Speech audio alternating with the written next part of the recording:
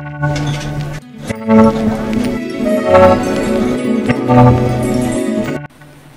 guys, welcome to my vlog.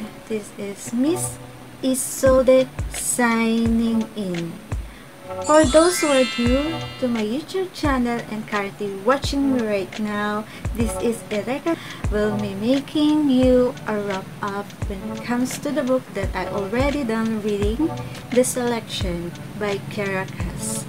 And those who are watching me right now, please subscribe on my YouTube channel, hit the likes button, and click the notification bell for more video updates.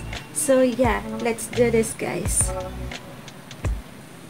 So guys, at first the story of the book was feel like it's a little boring because the story goes flows with her family, guys. The level of their status in life and who is America in the family. So in-explain doon kung sino si America, ano ang ginagawa niya, anong trabaho niya, at anong antas ng buhay ng kanyang pamilya. And this America is a singer. She loves music. She plays violins and piano.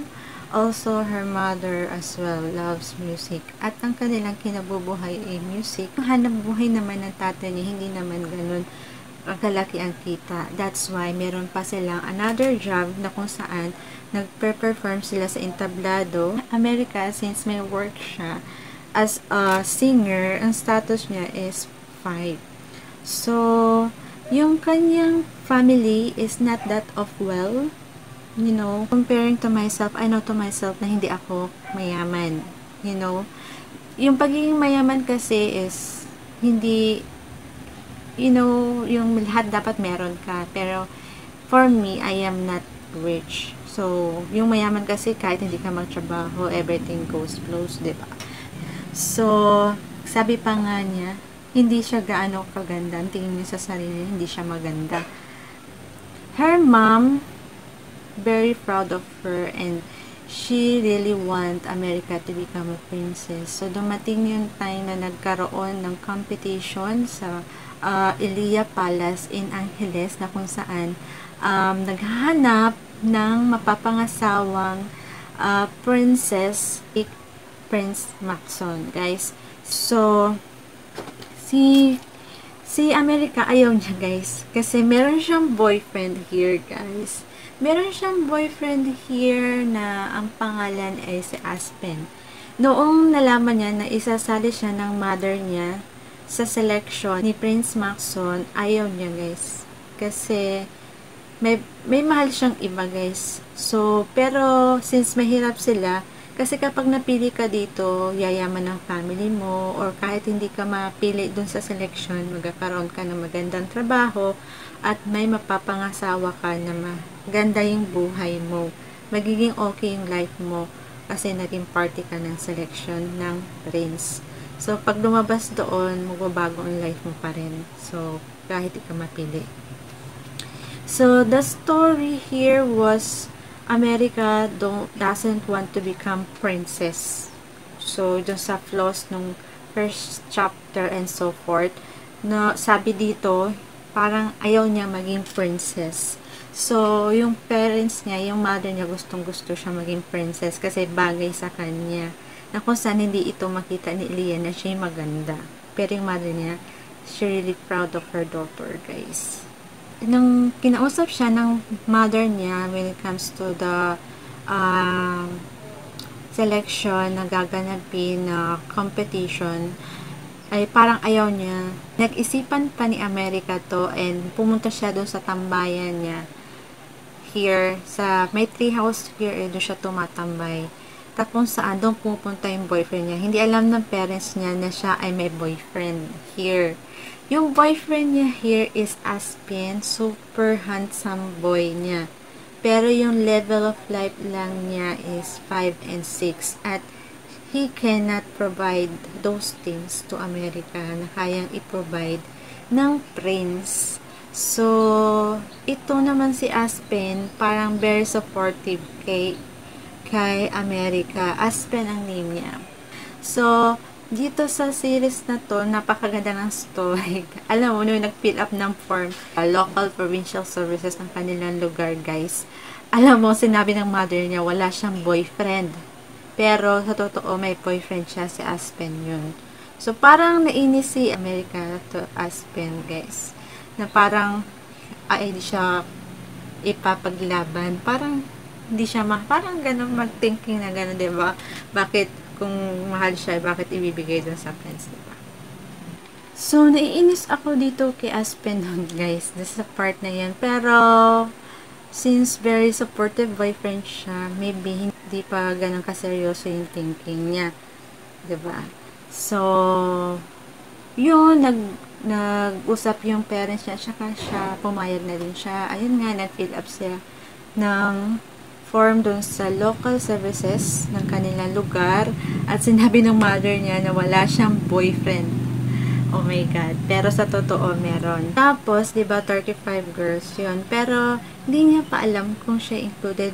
But you know, guys, sa first batch, siya ay included at siya ay 5 yung level, guys. Mahirap lang siya, guys. Meron ding 5, I think, doon sa selection na 35, pero mahirap lang siya doon sa 5 na yun, guys. Siya yung napili doon. Yung story, nung napili siya, nagpaalam siya kay Aspen. Alam nyo, guys, wala namang nangyari sa kanila ni Aspen kahit sila mag-boyfriend or girlfriend. Nagkikiss lang sila, yung hug, touch, pero yung, you know, the virginity is hindi niya binibigay. Alam niyo yun? So, may mga babaeng ganon, guys. Kahit mag-kiss pa or mag-touch-touch, hindi binibigay ang virginity. So, dito, guys, ang requirement is virgin. Doon sa selection. Nakalagay dapat kung hindi daw virgin ay sabihin kaagad. So, ayun guys, she was a virgin and nakakalagay dito sa book na nagkikiss sila ni Aspen, but you know, kahit pa mag-touch-touch and kiss, you know, virginity is there and nobody can get it except for the girl, diba guys? And ayun, nagpaalam siya sa kanyang minamahal na si Aspen and supportive naman guys. Tapos, so on and so forth. I will not gonna spoil you all in all when it comes to the story, but you know, read this book guys. Let's go to the part na kung saan paalis na siya ng Carolina guys. So, nung paalis na siya, nakita niya si Aspen. Although, kausap niya nung gabi before siya. Halimbawa, ngayon siya umalis, kausap niya ng kagabihan. Tapos, nung pag-alis niya guys, nakita niya si Aspen na may kasamang babae, si Brenna, naka-holding hands. So, nasaktan si Kiara Cass at inassume niya na sila ay break na kahit hindi pa. Diba, ganun yung mga babae kapag may nakitang ka-holding hands yung boyfriend, ina-assume na nila na may girlfriend ng iba. It means, hindi sila mahal. Like me, diba? Nung aking boyfriend, na last boyfriend ko, so, nakabuntis siya, guys. So, inassume ko na hindi na kami. So, right here, guys, ayun, nag-move on siya, and pumunta siya sa palasyo, nag-makeover lahat ng mga kasama yung 35 girls, except siya, guys, yun.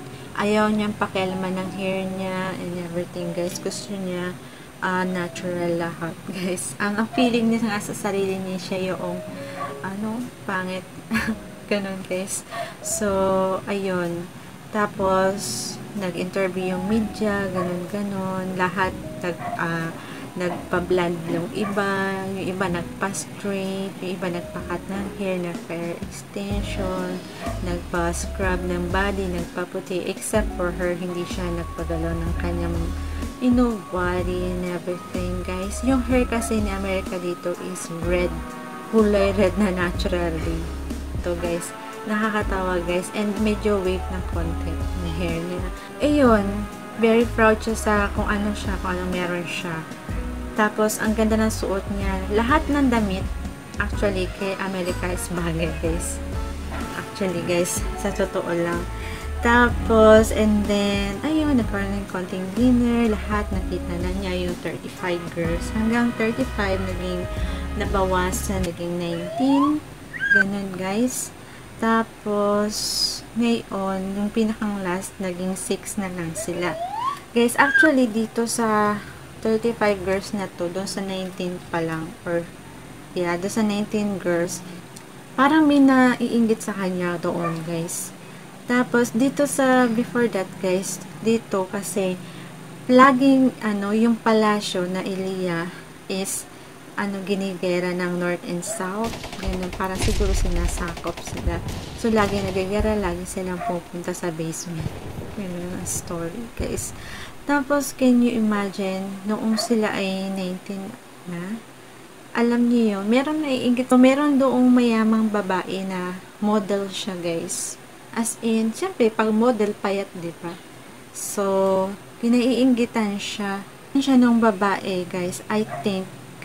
So, guys, nung pinakang unang pasok niya sa palasyo, guys, parang ayaw niya pa nga, parang gusto niya lumabas. Nung first night niya lumabas siya, pumunta siya garden. Napipimilit siya sa mga garden na lumabas para makita yung garden. Pero, can you imagine, may pumuntang lalaki at sinabing, palabasin niyo siya. Yung pala ay si Prince Maxon.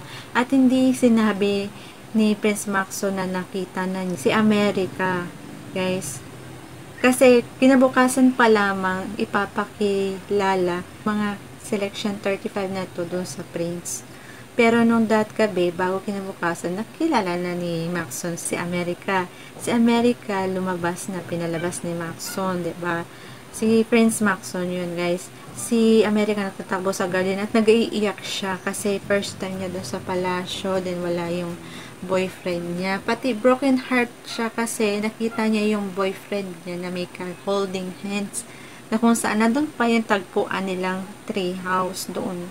Yung nakita na may, ka-holding hands. Sobrang sakit sa kanya yun. Kaya nag-iiyak-iyak siya doon sa garden. At sinundan naman ni Maxon. Ayun. Tinanong siya, is she alright? Nag-iyak-iyak siya doon. And then, bumalik doon sa palasyo. Kinabukasan, yun, pakilala na, nag-breakfast, dinner, etc. Tapos, ayun, nakilala na niya, and then, naging friends sila. Hindi ko na-explain lahat-lahat ng story. So, yun guys, lahat pala ng queen, prince, or lahat ng palasyo pala, ay merong basement na kung saan pag nilusot sila, may protected room sila doon na kung saan complete na yung food and everything, water, ganyan. So, lagi nilulusob yung kanilang palasyo. And then, may mga babae sa selection na takot, hindi nila kayang lumaban sa kanilang, yung mga, syempre, naglalagabong, takot sila, may nangingili, ganyan. Itong si America, matapang siya. Siya yung parang nagpapakalm dun sa ibang mga kandidata. Yung ibang candidate, mga nag-alisan kasi takot na sila dun sa palasyo. Tapos hanggang naging 6. Ganun. 6 ang natira. Pero before that, doon sa, yun, laging may, diba, may mga ganun, mga lusob-lusob. And then, every end of the week kasi dito, meron silang report na tinatawag eh. So, ayun, maganda yung story guys. At I'm sure matutuwa kayo dito sa story na to. Merong part pa na kung saan, parang pinagkaisahan si America here na parang lahat sila nagsuot ng blue. Kasi, ang favorite color ni America is blue eh. Tapos, yung kasing model siguro ang nagpakana nun, si Celeste. Tapos, si Celeste kasi, parang popular siya, personality niya is model, umalabas sa magazine, sa TV, ganyan. Parang, syempre, siya yung merong guts para maging princess. Kasi more knowledge siya when it comes to poise and posture, diba? Pero si America kasi natural sa kanya yun eh. Kahit hindi siya nag-aral nun, ganun na talaga siya. Tapos, doon naman kasi dito sa selection na to, tinuturuan na sila ng paano maging poised, ganyan. Pero, kahit hindi naman siya nag-aral noon pa, ganun na siya. Marunong na siyang kumilos. So, yun. Ganun ang kanyang personality. Dito kasi, guys, kulay blue favorite niya. So, ang ginawa no sila siguro, basta, pumunta sila sa patahian sa palasyo at kasi mag-dinner nights na noon. Siyempre, parang nagpapapansin si Celeste dun sa prince. Parang gusto niya siya yung center of attraction, guys. Dito kasi ayaw niya maging center of attraction, guys. Pero, pag siya ay nananamit at talagang bagay na bagay sa kanya at nagiging center of attraction na hindi niya inaakala, guys. Yun. Pag siya nagsuot ng damit, pagpasok niya sa isang lugar, parang siya yung center of attraction, pero hindi niya yung akalain, guys. Kasi meron dong talagang personality na mayaman, models, mga ganun. Talagang may guts na maging princess, pero siya mahirap. Tapos, para kasi siya yung nakita ni Celeste na parang nagugustuhan ng Prince Maxon. Para may securities yung Celeste sa kanya, guys. Tapos yung kulay blue damit, lahat sila nag-blue. Tapos ang pinasuot sa kanya kulay red na gown. Can you imagine that? Tapos, syempre, nagbagay sa kanya yung red gown. So, lahat sila naka-red. Tapos yung model ay syempre, naka-blue kung saan yun yung favorite na damit. Tinawag siya ni Celeste bago yung dinner na yung party na yun. At pinahubad sa kanya yung red gown, guys. Pinahubad sa kanya red gown at gusto ni Celeste na siya magsuot at ipapasuot sa kanya yung blue. Ayaw niya kasi yun yung tinahi para sa kanya, diba? Kasi ang isip ko dito, guys, kala niya kasi magmukhang hindi siya glowy pagdating sa red. Diba, siging center of attraction kasi kulay red. Pero akala nung Celeste, hindi niya kayang dalhin yung damit na kulay red. Super ganda niya, guys. Tapos ayaw niyang pumayag, hubarin yung damit kasi gusto ni Celeste suotin. Sinira ni Celeste yung gown niya. Tapos tinulungan naman siya ng mga kasama niya dito sa selection kung ugali ng babaeng model na yun na Celeste dito, guys.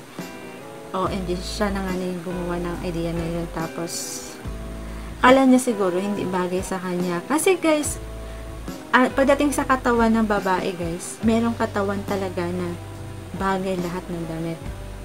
So, as you can see, as far as I know, as what I have learned, guys, may katawan talaga na kahit anong damit ang isuot mo sa kanya ay babagay sa kanya, guys. So, that's it, guys. Tapos, nagkaroon na ng party sa mag-violin. Marunong siya mag-play ng instrument, guys. So, guys, since birthday, diba yun? So, dala-dala niya yung violin niya at gusto niya tugtugan yung kaibigan niya na kandidata na kalaban niya ng violin. Dito kasi, guys, hindi niya tinuturing na kalaban yung iba, guys. Tinuturing niyang kaibigan. Kaya, dala-dala niya yung violin and then gusto niyang tugtugan yung kaibigan niya. Tapos, nag-usap siya ng tatlo at, and then, tinugtugan niya yung may birthday. I forgot the name. I think Elena or what. So, yun. Tinugtugan niya and then, naging sentro sila syempre, ng attraction, ng center of, yun, alam mo yun. Tapos, itong si Celeste, naiingit. Parang, there's something with Celeste. Then, nagkaroon ng gulo. Kagawa ng Celeste. Then, yun, nag-alisa na sila. Yung, parang niingit si Celeste, gusto niya siya yung center of attraction. Gusto niya, siya yung purihin palagi ng tao. Gusto niya, siya yung ilalike palagi when it comes to Facebook. Like, ganun, diba? Gusto niya, marami like ang Facebook niya. Nagpapalike, nagpapagano. Alam niya yun, guys.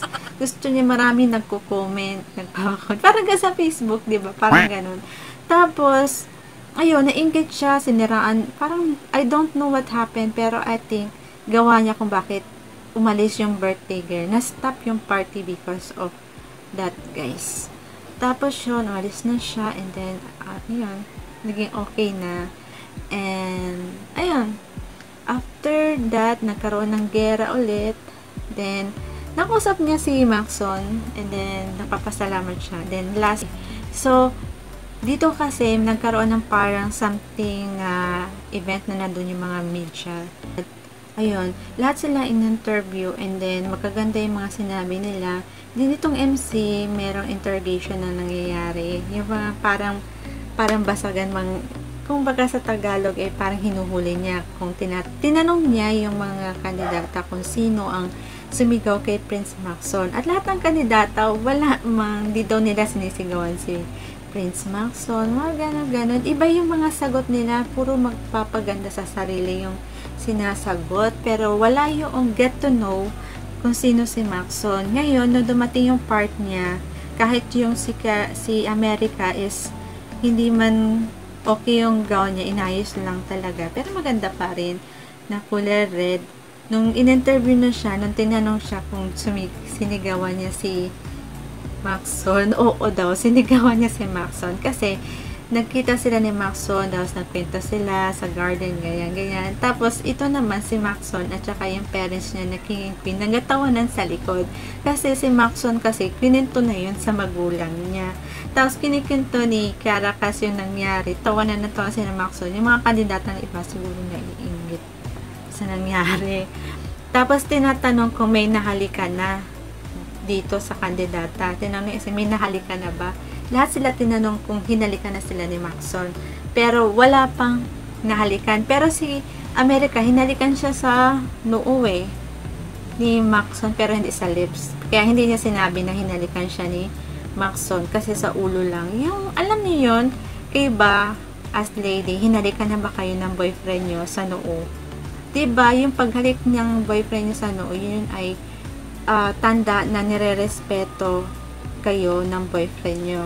For me naman, ang humalik sa akin, first na lalaki humalik sa akin sa noo, yung ex ko lang, siya lang. May mag-iwalay ng landa sa pag-uwi, hinalikan niya ako sa noo. Ganon, yung, di ibig sabihin ng, nakahinalikan sa noo ay hindi kayo mahal kaysa, ibig sabihin, no, nire-respeto kayo ng boyfriend nyo. So, yun na nangyari dito kay America. Hinalikan ni Maxon si America just to say good luck kasi kinabukasan kasi yung interrogation and everything sa media. So, yun guys. So, lahat ng mga kandidata ini-interview, akala nung MC is nandoon, hinikinto palagi ni Prince Maxon sa magulang at doon sa mga kaibigan. Kaya, yun yung parang naging intrigue doon sa pinakang night na yun. So, nagkaroon ulit ng gera, guys. Maraming natakot. May naalis na naman, guys. Hanggang ang natira ay 6. Si Prince Maxon na talaga ang nagsabi, guys. Pumili na siya ng 6 na babae. Kasi yung ibang mga babae takot na takot sa gera ba. Parang hindi nila kayang i-handle yung sarili nila. Meron naman silang taguan, guys. In which, itong si America, meron siyang personality na kung saan pwede siyang maging leader. Yun, kinuha niya yung mga katulong, sinama sa basement. Kasi noong unang gera, sinabi niya kay Maxon, nasaan daw yung mga maid niya, baka daw mamatay, ganon-ganon. Gusto niyang kunin. Sabi ni Maxon, nasa tamang taguan na sila. Pero hindi niya alam kung saan. Pero si America kasi nag-aalala sa ibang tao, guys. Pero hindi siya nag-aalala sa sarili niya. So, nung last na gera, guys, sobrang gera talaga. Doon sa sinugod sila ng North and South na naman. At, ayun, parang naging leader siya doon. Siya yung nagturo. Yung iba kasi takot na kung nanginginig pa sa takot. Di ba mga arte, di ba pang mayayaman na gano'n? Parang alam niyo, yung mga social kasi, diba? So, ito kasi sa Amerika, di siya social All around siya. Pero makikita mo sa personality niya, pag nakita mo siya, para siyang mayamang babae kasi maganda yung balat niya. Social siya, guys. Pero sa totoo lang, hindi siya social, guys. Naging parang leader siya nung kera, guys. Siya pa yung nagturo kung saan magatago sila.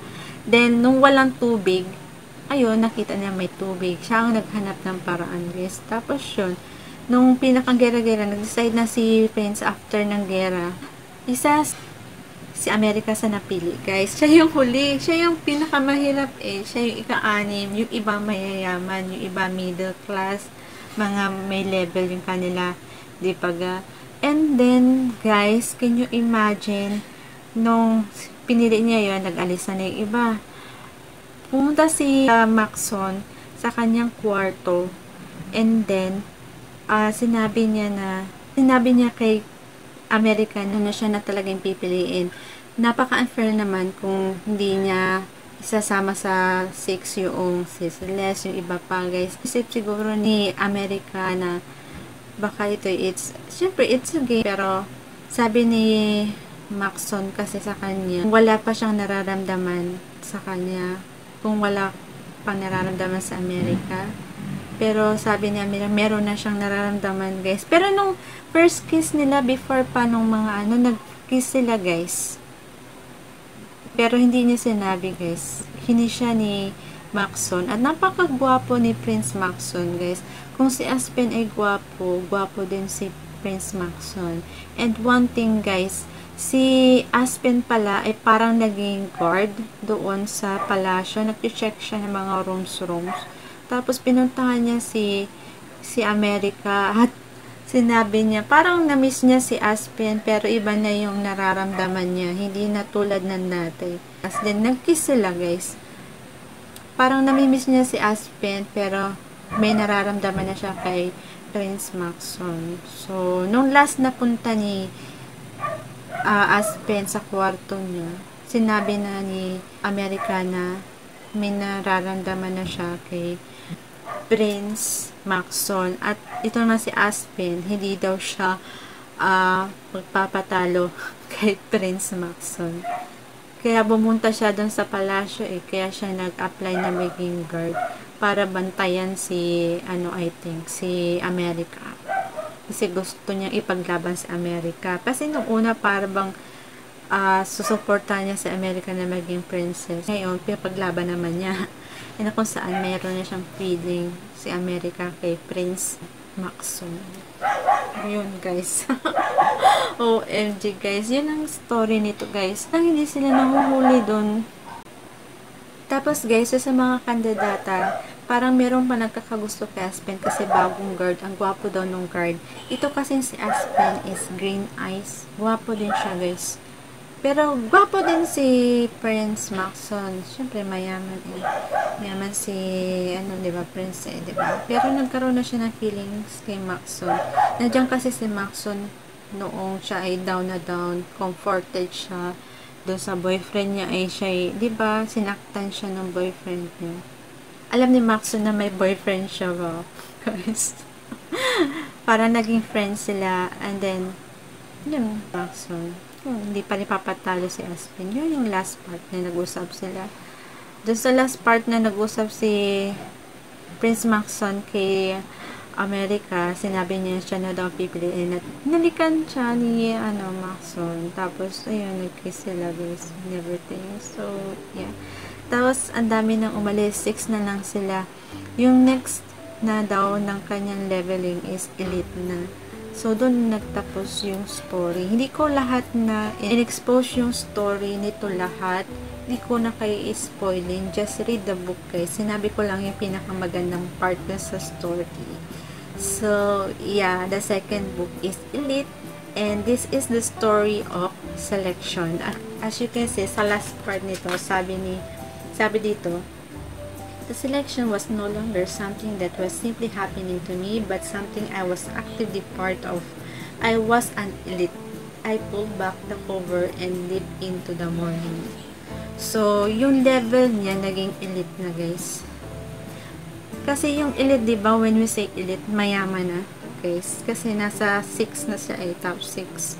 So, sabi nga dun sa unang part nito, nasa level 5 siya. Pag nagkataon, magiging level 3. Diba? So, elite na siya. So, yung elite series ng book na selection, volume 2. So, doon na nagtapos yung story ng selection. And that's all the story of selection, guys. We may go now to the elite, the second book. And yeah, I hope nag-enjoy kayo sa aking brief review or wrap up of this book. And napakaganda ng book na to. Try to read this book for those who love princesses and queen and king and prince. You know, may enjoy nung reading nito, guys. Maganda ang story, guys. And yeah, I love this book. And I'll rate this book 5 star, guys. So, that's all my vlog for today. I hope na-enjoy kayo sa small or brief wrap up when it comes to the story of the book. This is not spoiler or a thing that make you move spoiler all the time. But you know, a little spoiler is to be treasured with you. And yeah, that's all my vlog for today. And if you're currently watching me right now, please subscribe on my YouTube channel, hit the likes button, and click the notification bell for more video updates. So yeah, guys, this miss is so episode.